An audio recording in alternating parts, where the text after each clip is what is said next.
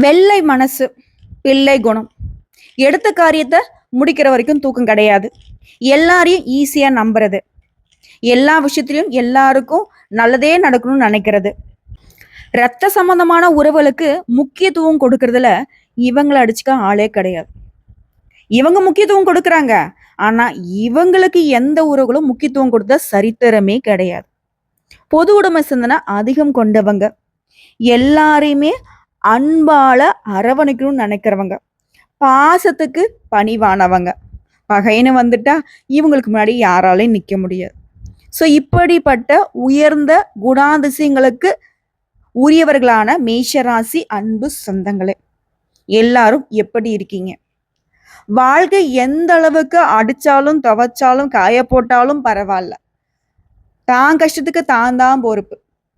தன்னால மற்றவங்களும் பாதிக்கப்படக்கூடாது, மற்றவங்களுக்கும் கஷ்டத்துக்கு உதவி செய்யணும். இதுதான் நீங்க. எல்லாம் சரிதாம்மா. சரி, இந்த பதிவு எதுக்கு? என்ன தலைப்பு போட்டிருக்க? ஏதோ ஒரு பெரிய விஷயம் வாழ்க்கையில் நடக்க போகுதுன்னு போட்டிருக்க. எனக்கு கெட்டது நினைக்கிறவங்களுக்குலாம் ஆப்புன்னு போட்டிருக்க. நீ சொல்ல வர்றது என்ன?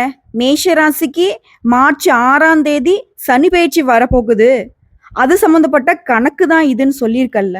சனி பயிற்சி எனக்கு என்ன? 7.5 சனி. 7.5 சனினாவே எனக்கு எவ்வளோ பாதிப்பு. ஆல்ரெடி என் வாழ்க்கை பயங்கரமான சிக்கல்ல போயிட்டு இருக்கு. நான் படாத கஷ்டம் இல்லை. வெளியே சொன்னா வெக்கக்கேடு. சோத்துக்கு கூட வழி இல்லை. ₹1 பாக்கெட்ல இல்லை. என்ன பேசாத ஆள் இல்லை.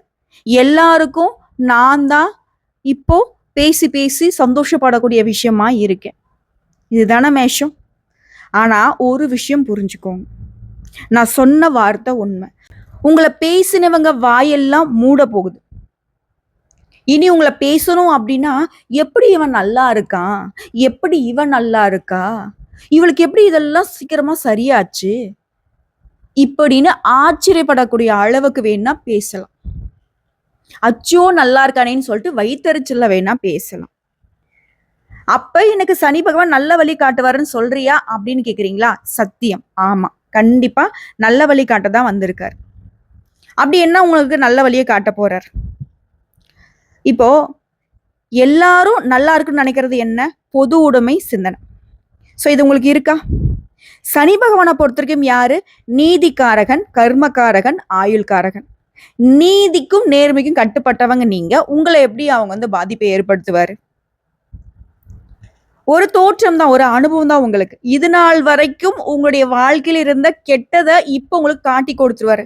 தம்பி உன்னோட பொருள் சேதமாச்சா, அது காரணம் அவங்க தான். தம்பி நீ நஷ்டம் அடைஞ்சியா, அது காரணம் இவங்க தான். தம்பி நீ அழுதியா, அது காரணம் வரி இவங்க தான். இப்படின்னு சொல்லி ஒவ்வொருத்தருக்கும் வெளிச்சம் காட்டி உங்களுடைய துரோகிகளுக்கு முகத்திரையை கிழிச்சு எரிய போறார். ஸோ இந்த சமயத்துல அவங்கள பக்கம் வச்சுக்கிறதும் இல்ல துரத்தி விடுறதும் உங்களுடைய பொறுப்பு. அதே போல உங்க வாழ்க்கையில முன்னேற்றத்துக்கான வழியுமே இவர் காட்ட போறார். இப்போ 7.5 சனியுடைய தொடக்கமா இது அமையுது. வாக்கிய பஞ்சாங்கத்தின்படி 6/3/2026 முதல் 24/4/2028 வரைக்கும் விரய சனியாக அமர போறார் சனி பகவான். இது வரைக்கும் உங்க ராசியின் மீது விழுந்த சனி பகவானுடைய பார்வை அப்படிங்கிறது இனி விலகுவதால பேச்சுல கம்பீரம் பிறக்கும். ஆல்ரெடி நீங்க வேகமா பேசுவீங்க, எதையும் யோசிக்காம பேசுவீங்க, தீர்க்கமான முடிவெடுக்கிறதுக்கு முடியாம இருந்துச்சு. ஆனா இனி தீர்க்கவே முடியாத பிரச்சனைகளுக்கெல்லாம் மாறுபட்ட அணுகுமுறையால பேசிய தீர்வு காண போறீங்க. கிட்டத்தட்ட ஒரு 10-15 விஷயங்கள் உங்க வாழ்க்கையில இப்போ சீராக போகுது. 10-15 இல்லை, என் வாழ்க்கையே ஒட்டுமொத்தமா கஷ்டமா தான் இருக்கு. சரி விடுங்க, நான் கணக்கு தப்பா சொல்லிட்டேன். வாழ்க்கையோட ஒட்டுமொத்த பிரச்சனையுமே சரியாக போகுது. முதல் விஷயம், மேஷராசி திருமணம் ஆயிடுச்சா? நீங்க ஒரு பெண்ணா, நீங்க ஒரு ஆணா, கணவன் மனைவி, நீங்க யாரா வேணா இருந்துட்டு போங்க. கணவன் மனைவிக்கிடையே அந்யூன்யம் அதிகமாகும். பிள்ளைகளுடைய நடவடிக்கையில நல்ல மாற்றம் உண்டாகும். இதனால வரைக்கும் கணவன் மனைவி ஈகோ பிரச்சனை, சண்டை சச்சரவு. எங்களுக்குள்ள சண்டை இல்லை, அவங்க அம்மா வீட்டார் பேசினாங்க. எங்களுக்குள்ள சண்டை இல்லை, அவங்க வீட்டு சைடு தான் பேசினாங்க. அவங்களால ஃப்ரெண்டுங்களால சண்டை, இப்படிலாம் இருந்திருக்கும். ஆனா இனி அந்த கடவுளே இறங்கி நீங்க பிரிஞ்சிருங்க அப்படின்னு சொல்லலாம். சரி, இல்ல நீங்களே டிவோர்ஸ் வாங்க போயிருந்தாலும் சரி, ஏதோ ஒரு பாயிண்ட் உங்களை பிடிச்சி கட்டி வச்சிரும். உங்களை பார்த்து இதனால வரைக்கும் இதுங்கெல்லாம் என்னைக்குதான் சேர்ந்து வாழ போகுதுங்க, சீக்கிரம் போய் தொலைய போகுதுங்க அப்படின்னு பேசினவங்கலாம் ஆச்சரியப்படுவாங்க. என்னடா இப்பதான் டைவர்ஸ் பண்றேன்னு சொன்ன, கடைசியில பார்த்தா ஒண்ணும் பண்ணுமா இருக்கீங்க, என்னடி இப்பதான் வந்து விட்டுட்டு வந்துடுறேன்னு சொன்ன, இப்போ ஒண்ணும் பண்ணுமா இருக்கீங்கன்னு மத்தவங்க பேசுவாங்க. அதே போல குழந்தைகளை பத்தி ரொம்ப வருத்தப்பட்டிருப்பீங்க. ஆனா இப்போ அவங்களுடைய நடவடிக்கைகள் உங்களுக்கு வந்து ஒரு மாதிரி பெருமையை கொடுக்கும், நல்ல மாற்றம். அதே போல வீட்டுல இருக்கக்கூடிய விருப்பங்கள் எல்லாம் நிறைவேற்றி கொடுப்பீங்க. வீட்டுல நல்லது நடக்கும். சுப செலவுகள் அதிகமாகும். வரிய செலவாகுதுன்னு யோசிக்காதீங்க. உங்களுக்கு சந்தோஷத்தை கொடுத்துட்டு போயிடும் அந்த செலவு. வீடு கட்டுறது, கல்யாணம் பண்றது, இதெல்லாம் என்ன சுப செலவு தான் நமக்கு. குடும்பத்தோட குலதெய்வ கோயிலுக்கு போயிட்டு வருவீங்க. சனி பகவானுடைய பார்வை அப்படிங்கிறது, சனி பகவான் உங்களுடைய 6ஆம் வீட்டை பார்க்கிறார்.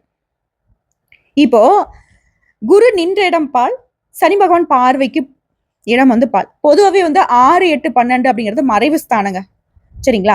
மறைவு ஸ்தானத்துல வந்து ஒரு விஷயம் இருக்கு அப்படின்னாக்கா அது வந்து நல்லது அங்க போனா கெட்டு போயிடும். கெட்டது ஆல்ரெடி அங்க இருக்கு. அங்க வந்து சனிபகவானுடைய பார்வை இருக்கிறதுனால உங்களுக்கு கடன் பிரச்சனை இருக்கா, சரியாயிடும். வம்பு வழக்கு கோர்ட்டு கேஸ்ன்னு அலைஞ்சிட்டு இருக்கியா, அது இப்பெல்லாம் வந்துட்டு முழுவதுமா விலகும்.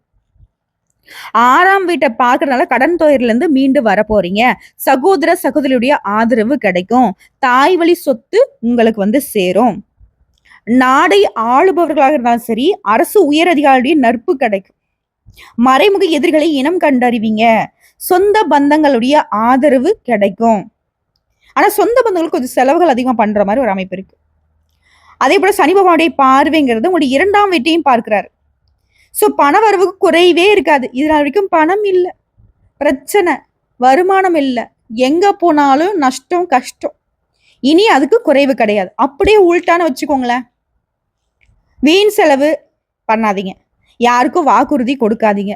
வீண் பேச்சு, உங்களுக்கே தெரியும் இவங்கிட்ட பேசினா 10 பைசா பிரயோஜனம் இல்லை, இல்ல இந்த பேச்சு நான் பேசுனாக்க நேரம் காலம்தான் விரையும் தெரிஞ்சதுன்னா பேச வேண்டாம். அதெல்லாம் தவிர்க்கிறது நல்லது. அதே போல ஆரோக்கியத்தை பொறுத்தவரைக்கும் கண்ணெரிச்சல், பார்வை கோளாறுலாம் வரதுக்கு வாய்ப்பு இருக்கு. அதை வந்து பார்த்துக்கோங்க. சனி பகவானுடைய 9ஆம் வீட்டையும் பார்க்கிறார். தந்தையாருடைய உடல் நலத்துல கவனம் தேவை.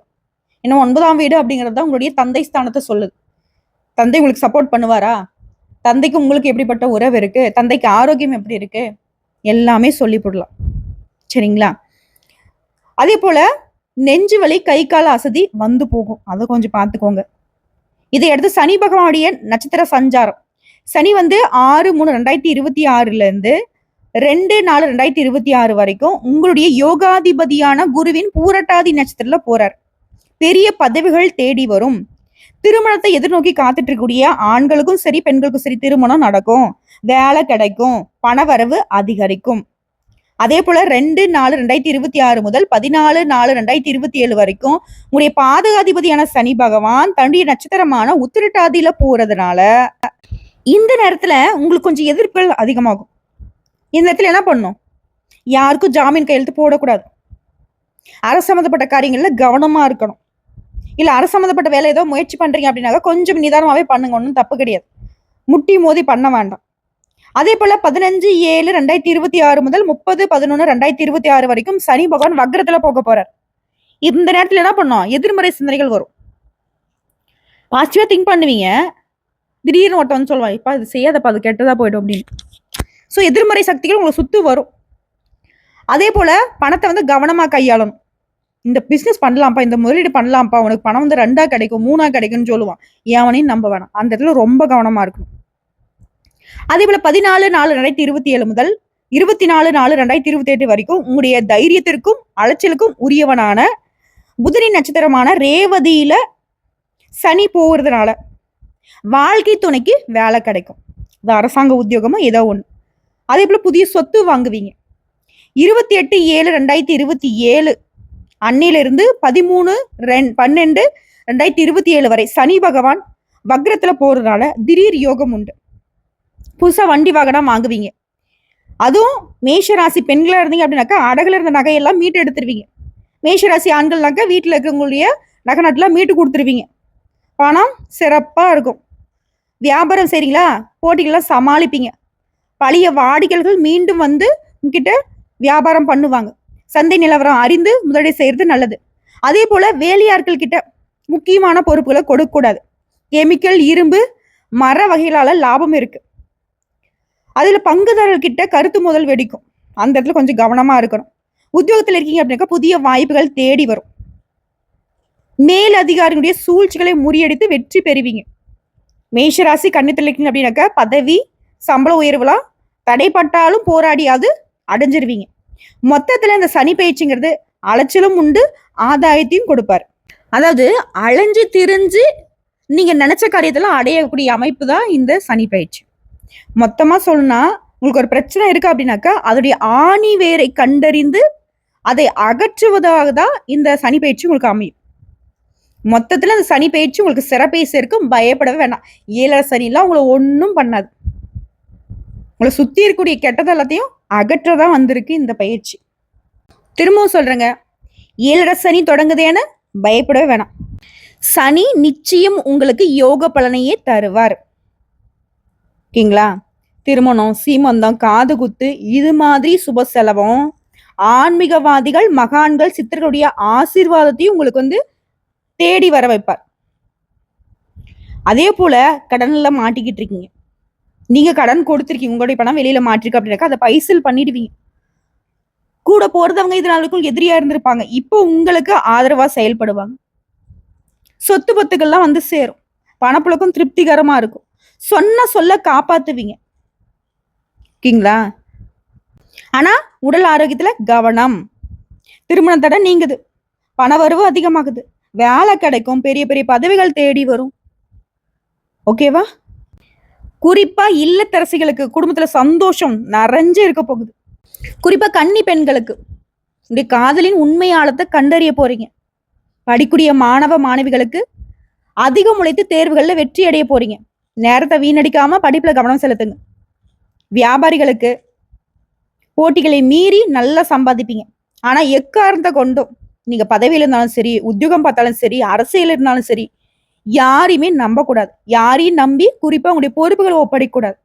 மருந்து, கமிஷன், கூட்டு தொழில் எல்லாத்துலயுமே பார்த்தீங்கன்னா அப்பப்ப கொஞ்சம் மோதல் போக்கு வரும். ஆனா வருமானத்துக்கு குறைவு இருக்காது. நல்ல நல்ல வாய்ப்புகள் தேடி வரும். உங்களுடைய இருக்கையை தேடி வாய்ப்புகள் வரும். அதே போல கூட வேலை பார்க்குறாங்க பார்த்தீங்களா, அவங்க கிட்ட கொஞ்சம் சலசலப்பு வரும், அதையும் கொஞ்சம் பார்த்துக்கணும். உங்களை பொறுத்த வரைக்கும் இந்த சனி பகவான் பழைய பிரச்சனைலேருந்து உங்களை விடுபட வச்சு அனுகூலத்தையும் ஆதாயத்தையும் கொடுத்து உங்களை அமைதிப்படுத்த போறார். உங்களை பொறுத்த வரைக்கும் பரிகாரங்க, பிள்ளையார்பட்டி ஸ்ரீ கற்பக விநாயகருக்கு குடும்பத்தோட போயிட்டு அருகம்புல் மாலை சாற்றி ஒரு வழிபாடு பண்ணிட்டு வாங்க. அதே போல விநாயகர் பெருமானுடைய அகவலை சனிக்கிழமைகள் தோறும் படிக்கிறது சிறப்பு.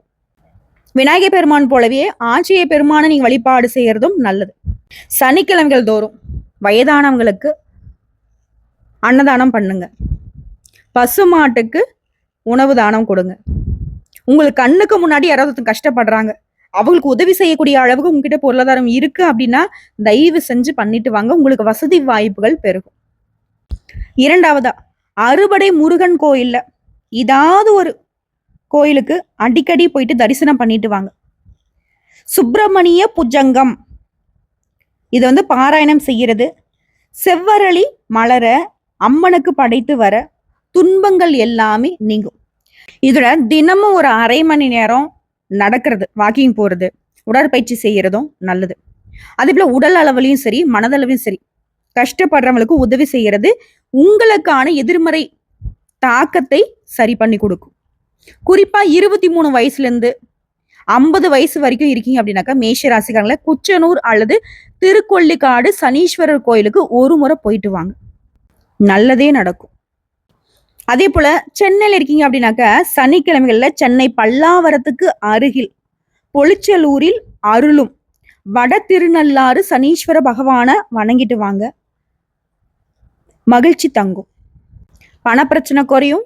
வெளியில உங்களுடைய பணம் மாட்டிட்டு இருந்தா கூட அது உங்களுக்கு தன்னால கைக்கு சேரும். ஸோ ஒட்டுமொத்தமா மேஷராசி அப்படின்னாவே உங்களுடைய வாழ்க்கைங்கிறது சாதாரண வாழ்க்கை கிடையாது. எப்பவுமே போராடி ஜெயிக்கிறது தான் உங்களுடைய வாழ்க்கை. எவ்வளவுதான் போராடுறது அப்படின்னு வருத்தப்படக்கூடிய உங்களுக்கு இந்த 7 சனிங்கிறது நிச்சயம் ஒரு நல்ல மாற்றத்தை கொடுக்க போகுது. உடைய அதிபதி செவ்வா, இதனால கோவம், நேர்மை, தைரியம் மனசுல ஏதோ ஒண்ணு இருந்துகிட்டே இருக்கும். எக்கார்ந்து கொண்டும் யார்கிட்டயுமே தலகுனிய கூடாதுன்னு நினைக்கிறீங்க இல்லையா, அதற்கு தகுந்தாற் போலதான் இந்த சனி பயிற்சி உங்களுக்கு வாய்ப்பு கொடுக்க போகுது, வாழ்க்கை கொடுக்க போகுது. உங்களை பார்த்து மற்றவங்களாம் சொன்னா ஆணவத்தோட இருக்காண்டான்னு சொல்லியிருப்பான். ஆனா உங்களுக்குள்ள இருக்கக்கூடிய பாசத்தை யாரும் பார்த்திருக்க மாட்டாங்க. தலைமை குணத்தோட இருந்திருப்பீங்க. சுயமரியாதை அதிகம். அதுதான் வந்து தலைகணம்னு சொல்லியிருப்பான். ஆனா யார் என்ன சொன்னா என்னங்க? இனி நீங்க வருத்தப்படுறதுக்கான வாய்ப்பே கிடையாது. கடந்த காலத்தை விடுங்க. இனி நடக்கிறது உங்களுக்கு நல்லதா நடக்கும். பண வரவு, தொழிலு, குடும்ப வாழ்க்கை, குழந்தைங்க, சொத்து, கடன், வாழ்க்கை பிரச்சனை எல்லாமே சரியாக போகுது. சனிக்கிழமை தோறும் சனீஸ்வர பகவானுக்கும் எள்ளெண்ணெய் தீபம் ஏத்துங்க. சனிக்கிழமையில விரதம் இருக்கிறது நல்லது. அசைவ உணவுகளை சாப்பிடாதீங்க. அதே போல நீங்க போக வேண்டிய கோயில்னாக்க திருநள்ளாறு சனீஸ்வரன் கோயில், குச்சனூர் சனீஸ்வரன் கோயில். அதே போல உங்களுக்கு அதிபதி செவ்வாய்ங்கிறதா அவரும் பலமா இருக்கணும். சரிங்களா? அவரை பலப்படுத்தணும் அப்படின்னாக்கா வைத்தீஸ்வரன் கோயில், முருகன் வழிபாடு. வீட்டுல நீங்க வைக்க வேண்டிய படம் பார்த்தீங்கன்னாக்கா முருகப்பெருமானுடைய படமும் ஆஞ்சநேய பெருமானுடைய படமும் கண்டிப்பா வச்சு வழிபாடு பண்ணுங்க. பெண்களை பொறுத்த வரைக்கும் அம்மன் வழிபாடு, சிவன் பார்வதிக்கு அர்ச்சனை பண்ணுங்க. இறுதியா ஒரே ஒரு விஷயம் மட்டுங்க, மேஷ ராசிக்காரங்களே, விழுந்தாலும் எழுந்துருவீங்க. சனி உங்களை சோதிச்சாலும் கடைசியில் உங்களை வந்து உயர்த்தி வச்சுட்டு தான் போவாரு. இந்த படையப்ப படத்துல வரக்கூடிய ஒரு பாட்டு இருக்கு இல்லைங்களா? வாழ்க்கையில 1000 தடைக்கல் வரும். ஆனா அந்த தடைக்கல் ஒவ்வொன்றும் வந்து நமக்கு படிக்கல்னு சொல்லுவாங்க இல்லையா? முடிஞ்ச அந்த பதிவு பார்த்து முடிச்சதுக்கு அப்புறமா அந்த பாட்டை வேணா கேட்டு பாருங்க. கண்டிப்பா அது உங்களுக்கு தான் செட் ஆகும். சரிங்களா? நல்லதே நடக்கும். மேஷராசிகள் கண்டிப்பா அந்த வீடியோ பதிவு உங்க வாழ்க்கையில நடந்தத நடக்கிறத தெளிவுபடுத்தியிருக்கும். ஆனா இனி என்ன நடக்க போகுதுங்கிறத உங்களுக்கு ஒரு வழிகாட்டுதலா இருந்திருக்கும். இந்த பதிவு உங்களுக்கு எப்படி இருந்துச்சு? உங்க வாழ்க்கையில எந்த மாதிரியான கஷ்டங்களை வந்து நீங்க அனுபவிச்சுட்டு இருக்கீங்க? இனி எந்த மாதிரியான மாற்றம் உங்க வாழ்க்கையில வந்தா நல்லதுங்கிறத கமெண்ட் பாக்ஸ்ல எழுதுங்க. குறிப்பா நீங்க மேஷ ராசியில எந்த நட்சத்திரத்தை சேர்ந்தவங்க? நீங்க என்ன வேலை செய்யறீங்க?